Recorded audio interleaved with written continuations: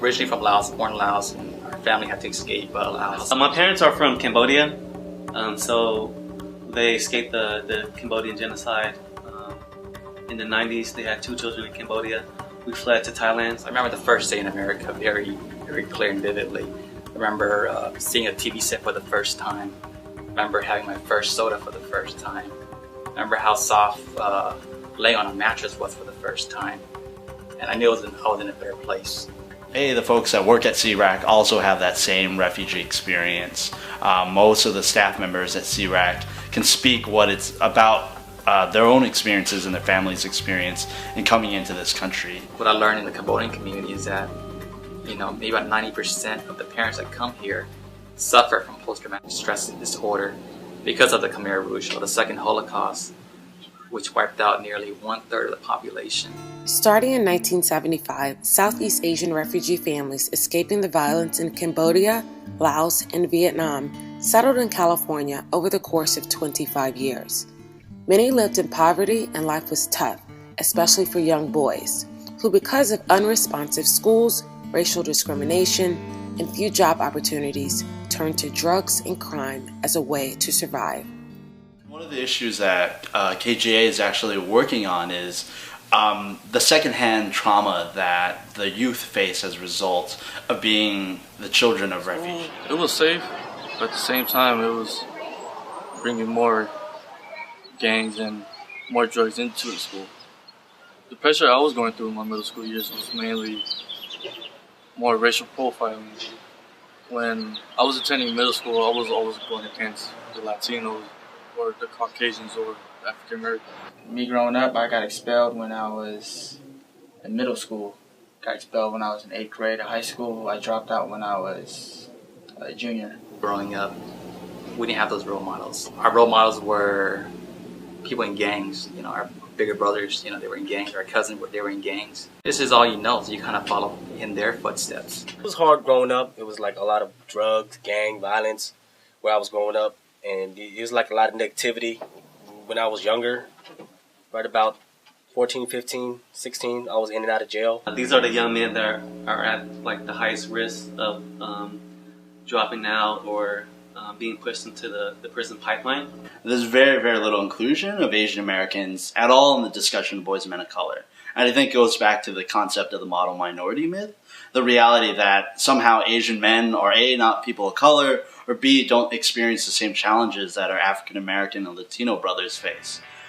Southeast Asian American young men in California engaged with various groups such as Khmer Girls in Action in Long Beach, One Love Movements in San Diego, Stone Soup in Fresno, and the Vietnamese Youth Development Center in San Francisco to form the Southeast Asian American Young Men's Collaborative. Their partnership is rooted in training and advocacy support from the Southeast Asia Resource Action Center, also known as CRAC. This collaborative is a part of a larger alliance for boys and men of color in California, but is also able to focus on issues specific to the Southeast Asian American community.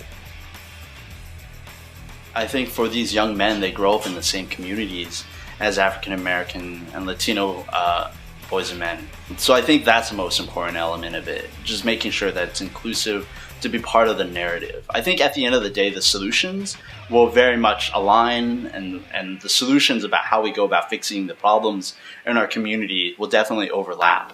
I was given an opportunity to go out to DC last year through CRAC, and they gave us the knowledge and leadership skills that we needed to gain momentum in our community.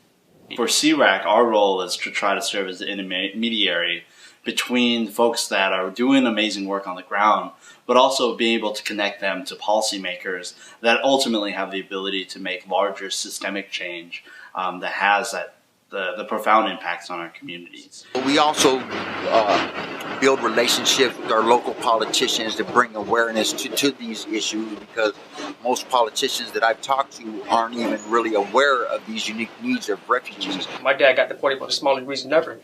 He got deported for not keeping updated with his current address. And I thought that, that was pretty dumb for him to be, be deported for the smallest reason.